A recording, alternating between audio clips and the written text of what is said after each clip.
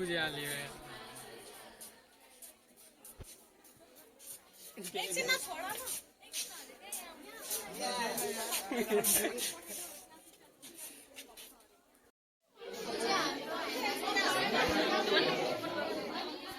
ए यार hot hot hot भने चाहिँ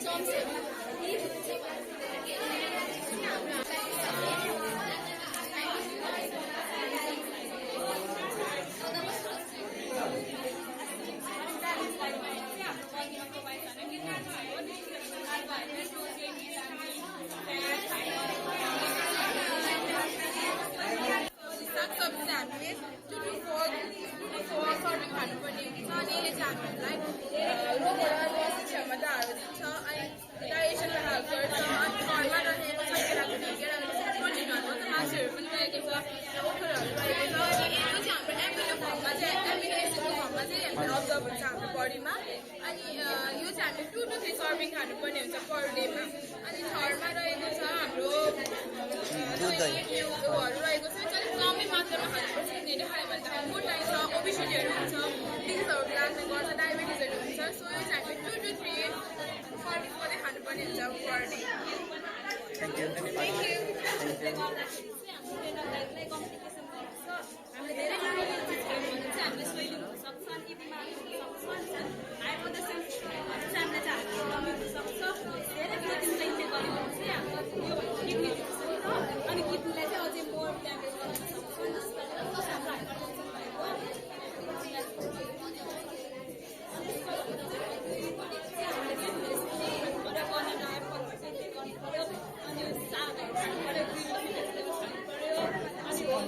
ब्राउन राइसहरू सिना चामल खानु पर्यो त्यसलाई चाहिँ लो फ्याट मिल्कहरू खानु पर्यो अनि चाहिँ हामीले चाहिँ यसरी हाइपरटेन्सन टाइपमा चाहिँ एभोइड गर्नुपर्छ कहाँ छ हामीले चाहिँ नुनिलो सब्जी इन्टेक गर्नु भएन अचार पिकलहरू नि खानु भएन पापड पापड इन्टेक गर्नु भएन जङ्क फुडहरू चाहिँ एभोइड गर्नु पर्यो त्यसरी फ्राई फुडहरू पनि एभोइड गर्नु पर्यो अनि एक्सेस टीहरू चाहिँ धेरै मात्रामा टीको पनि इन्टेक गर्नु भएन कफीले त हर्न राम्रो गर्छ धेरै मात्रामा खानु भएन अनि यसको चाहिँ हाम्रो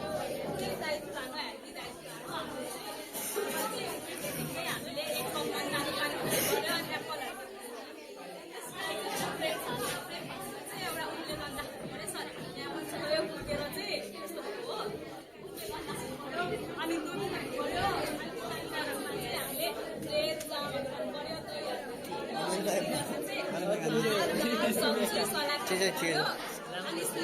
केही हुँदैन सर होस्टेलको दानामा पानी नै पाल्छ सर दाल चिन्दिन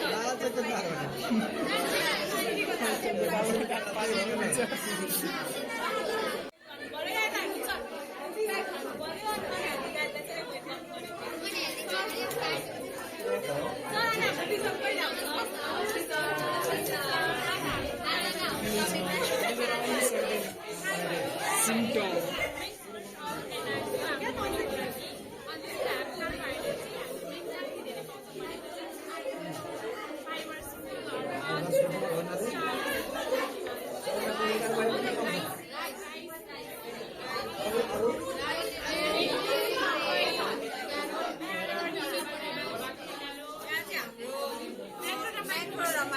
म्याक्रोबाट चाहिँ हामीले कार्बोहाइड्रेट पाइन्छ भने माइक्रोबाट चाहिँ भेजिज अनि फ्रुट्सहरूबाट चाहिँ थोरै कार्बोहाइड्रेट पाइन्छ अनि हामीलाई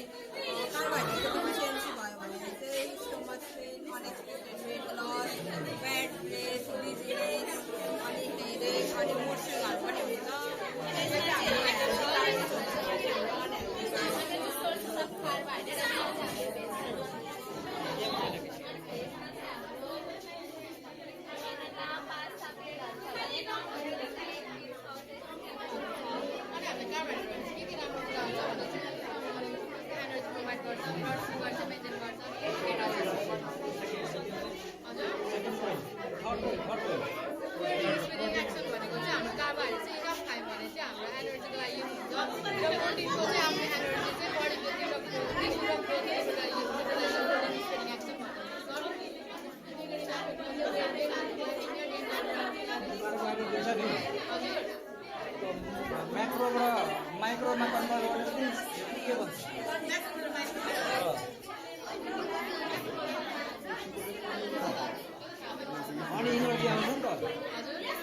एटिपी आउँछ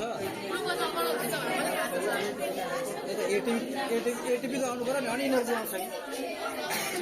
एटिपी थाहा छ नि एड्नोसिन ट्राइफोस्फेट द्याट इज इनर्जी मेगनेसियमले सधैँ एडोसलाई छुट्याएको।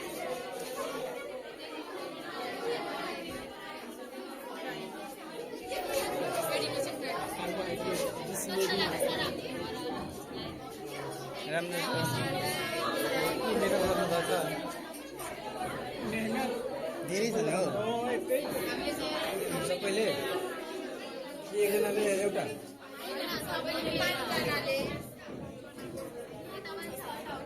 ए वाटर मेलन म त यो केरै गरेको छु नि यहाँ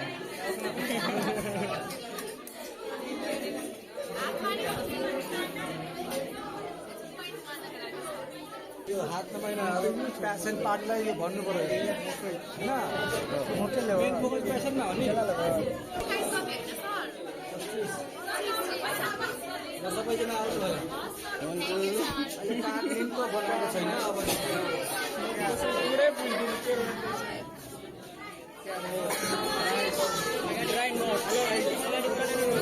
यहाँ पो रहेछ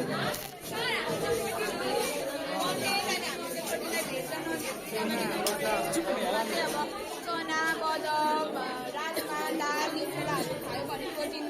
पाउँछ हामीले। अनि ननभेजमा चाहिँ फिस भयो, एग भयो, चिकन भयो, मटन भयो, प्राउन भयो, यो सब खानुपर्छ प्रोटिन गेन गर्नको लागि। अनि हामीले चाहिँ एक्सर्साइज चाहिँ कति समय चाहिँ दिनुपर्छ भन्ने चाहिँ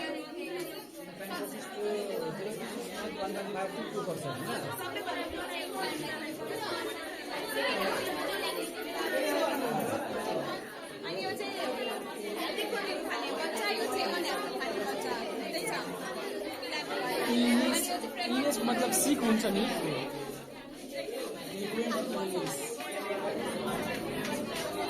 सी फुड गएर आएको त सी फुड गएर आएको अब सी फुड अहिले सबै मान्छेसँग नर्मल पाउने जस्तै होटेलतिर के हुन्छ क्र्याब भयो भिडियो त फेरि म्युजिक हालेर हाल्नु है। बोकिङ छ त भिडियो त म्युजिक हालेर हाल्नु है। फेरि कोही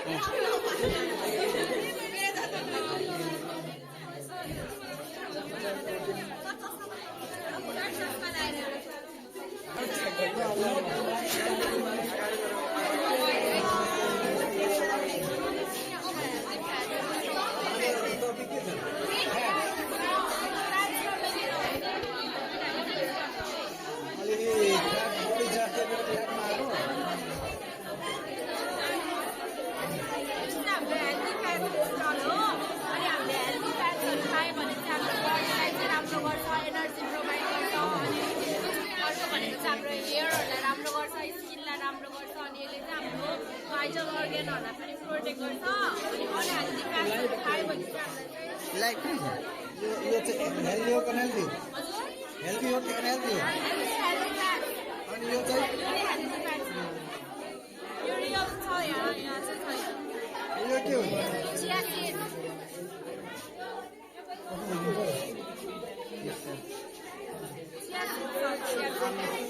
होइन त यो चाहिँ तिल कालो तिल कालो तेल यो घिउ अनि यो coconut oil soybean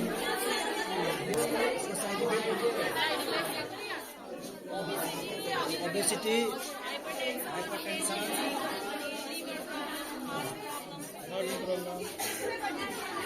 diabetes hypertension high blood pressure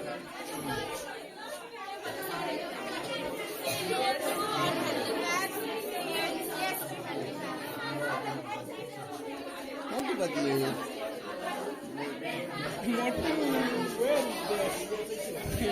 यो फ्याटकै कारणले पनि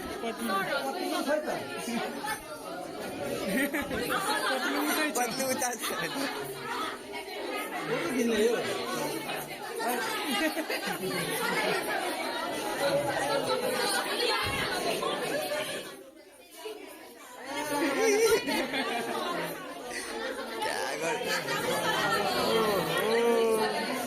यता पनि हेर्नु नि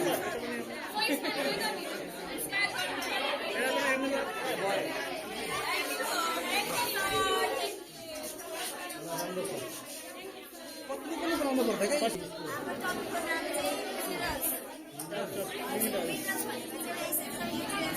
क्या हाम्रो बडीमा चाहिँ स्मल एमाउन्टमा चाहिँ रिक्वायर गर्छ बडीले हाम्रो डेली खानामा चाहिँ 2 to 3 to 5% चाहिँ मिनरल्सको रिक्वायरमेन्ट हुनुपर्छ डेली खानामा मिनरल्सको चाहिँ 2 टाइप्स छ micro minerals and micro minerals micro मिनरल्समा आइरन पर्छ भने माइक्रोमा क्याल्सियम पोटेसियम पर्छ as compared to micro minerals हाम्रो बडीलाई चाहिँ माइक्रो मिनरल्स चाहिँ अलिकति बडी रिक्वायर गर्छ अनि यहाँनिर चाहिँ हाम्रो एक्जाम्पलहरू अनि क्याल्सियमले हाम्रो बोनलाई प्रिभेन्ट गर्छ बोनलाई स्ट्रङ बनाउँछ बोन लसलाई प्रिभेन्ट गर्छ क्याल्सियम चाहिँ हाम्रो चेस्टमा कटमा पेटमा पाउँछ भने अनि चाहिँ सोर्सेसहरू भयो हाम्रो एभोकाडोमा बनानामा ब्रोकाउलीमा पाउँछ उसमा पनि पाउँछ बनानामा पनि पाउँछ अनि हाम्रो बेबीलाई चाहिँ कति चाहिन्छ भन्ने छ हाम्रो यहाँनिर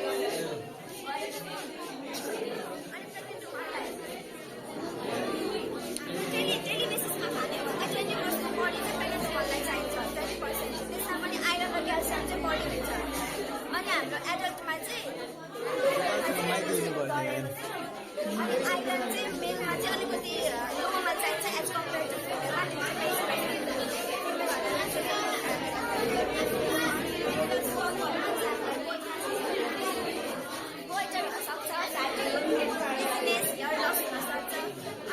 टु बडी भयो भने सोडियमको इन्टेक बडी भयो भने हाइपरटेन्सन हुन्छ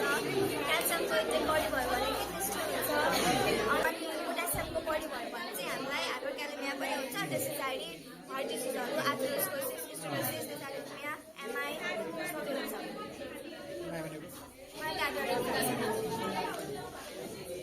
केही छ स्पेशल थ्याङ्क यू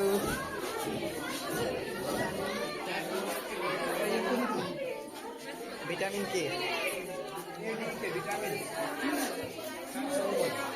किवी नै भन्नु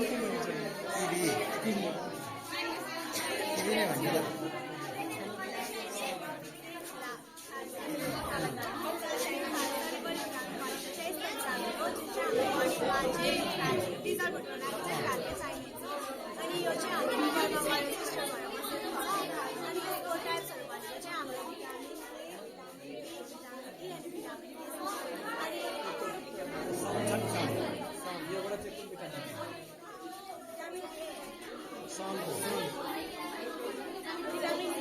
भिटामिन डी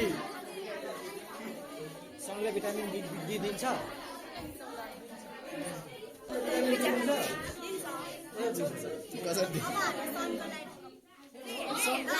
सनलाइट दिन्छ ए भिटामिन डी कसरी दिन्छ सनले लाइटको रेले दिन्छ भिटामिन सनको लाइटमा त भिटामिन हुँदैन त डी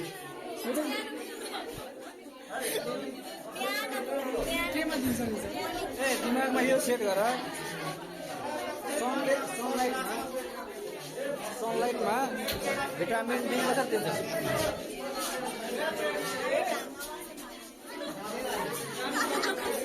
बडीमा के छ कोलेस्ट्रोल छैन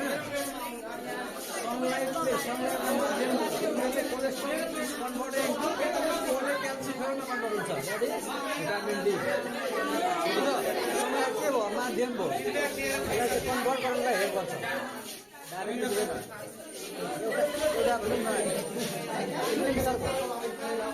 स्टिमुलेटर कोलेस्ट्रोल थाहा छ नि cholesterol is converted into cholecalciferol that is vitamin D अस्ति पनि प्रश्न भनेको थिएँ बुझ्यो डाइरेक्टली सनमा हुँदैन भिटामिन हाम्रै बडीमा बन्छ तर त्यसले चाहिँ के गर्छ भने माध्यमबाट इन्क्रिज हुन्छ प्रोडक्सन भन्नेलाई बुझ्यो भिटामिन ए सनले भिटामिन डी दिन्छ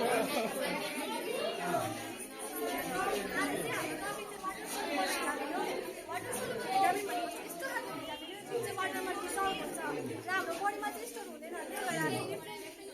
भेजिटेबल्सहरू चाहिँ कन्ज्युम गर्नुपर्ने हुन्छ यहाँ दुईवटा भिटामिन छ भिटामिन सी र vitamin B vitamin C vitamin सीलाई चाहिँ एस्कर्बिक एसिड पनि भन्छ अनि यो चाहिँ एउटा न्युट्रिएन्ट हो जुन चाहिँ हाम्रो बडीलाई हेल्प गर्नमा हेल्प गर्छ अनि इम्युनिटी सिस्टमलाई बुस्ट गर्न हेल्प गर्छ अनि त्यसपछि यो चाहिँ मेनली फ्रुट्सहरू फ्रुट्स र भेजिटेबल्सबाट चाहिँ कन्ज्युम गर्न सकिन्छ जस्तै कि स्ट्रबेरी ओरेन्ज लेमन किवी अनि साइट्रस फ्रुट्स अनि अमलाबाट चाहिँ कन्ज्युम गर्न सकिन्छ अनि त्यसपछि इफ हामीले यो सोर्स इन्टेक गरेनौँ भने चाहिँ हामीले लाग्ने गर्छ स्कर्बी भनेको चाहिँ गम्सहरूबाट ब्लिडिङ हुन्छ अनि त्यसपछि यो डिजिज मात्र नभएर डिफ्रेन्ट सिम्टम्सहरू लाग्ने गर्छ लाइक अनि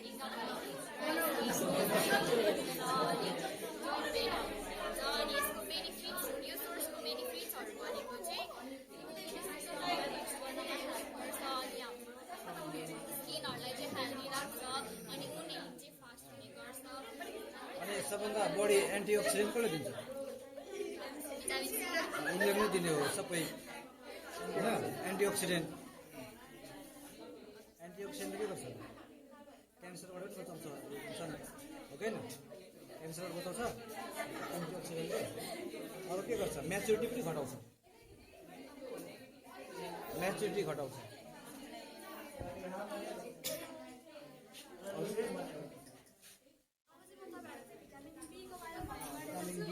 भिटामिन बीलाई चाहिँ भिटामिन बी कम्प्लेक्स पनि भनिन्छ किनकि यो आफूले भिटामिनहरू मिलेर बनेको हुन्छ डिफ्रेन्ट नेम हुन्छ डिफ्रेन्ट फङ्सन र डिफ्रेन्ट फ्रुट्सहरू पनि पर्ने गर्छ जस्तै कि भिटामिन बी वानमा चाहिँ हाम्रो वाटरमेलन छ हाम्रो चाहिँ स्पेसिफिक दिएको छौँ यहाँ चाहिँ यहाँ चाहिँ हाम्रो हार्टको पिक्चर रहेको छ यसले चाहिँ हाम्रो हार्टलाई चाहिँ हेल्दी राख्छ इम्युनिटी बडी बढाउँछ अनि हाम्रो इनर्जी पनि दिन्छ डिफ्रेन्ट डिजिजहरूसँग लड्नको लागि इनर्जी पनि दिन्छ अनि त्यहाँदेखि भिटामिन बीमा चाहिँ पाइनएप्पल अनि कोकोनटहरू पर्ने गर्छ बीटले चाहिँ अब हाम्रो भिजनलाई हेल्दी राख्ने गर्छ भिजन मात्रै नभएको चाहिँ हाम्रो नर्भस सिस्टमहरू डिफ्रेन्ट सिस्टमहरू पनि यसले हेल्प गरिरहेको हुन्छ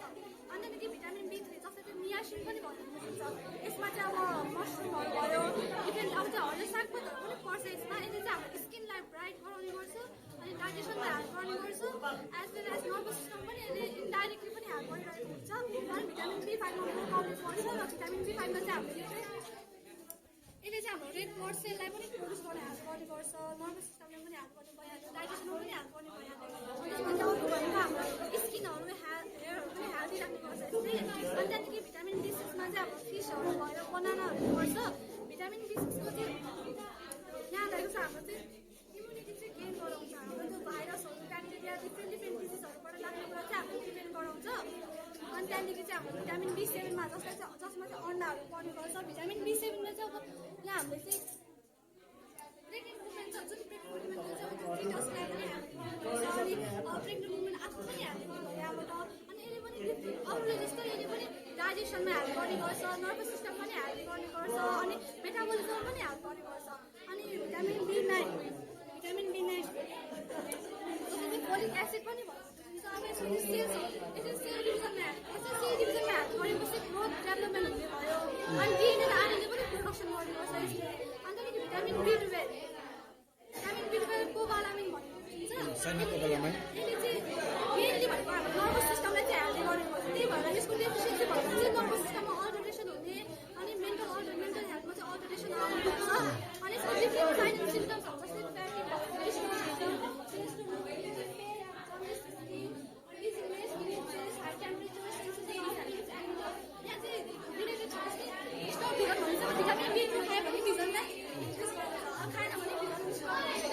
मोबिलिटीहरू पनि चेन्ज गर्छ त्यसले फिजिकली पनि हेल्दी गर्छ नि त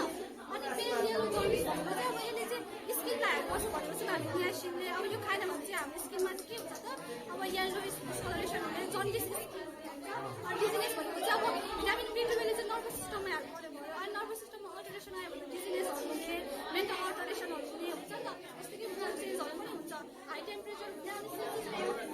अनि स्किनमा आइहाल्यो पनि अब हामीले चाहिँ पिन पोइन्ट गरेको चाहिँ सेन्सेसन चाहिँ हुन्छ अनि हामी डिफ्रेन्ट यो वाटर सोल्युबल पनि डिफ्रेन्ट मिट हुन्छ अनि चिल्ड्रेनलाई 60% एडल्टलाई 80 अनि सबै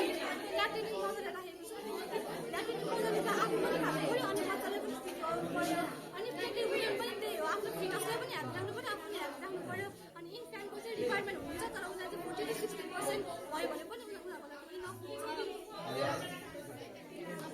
थ्याङ्क यू मेरो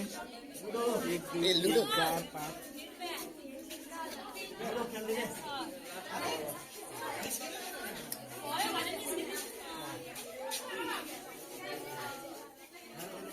What did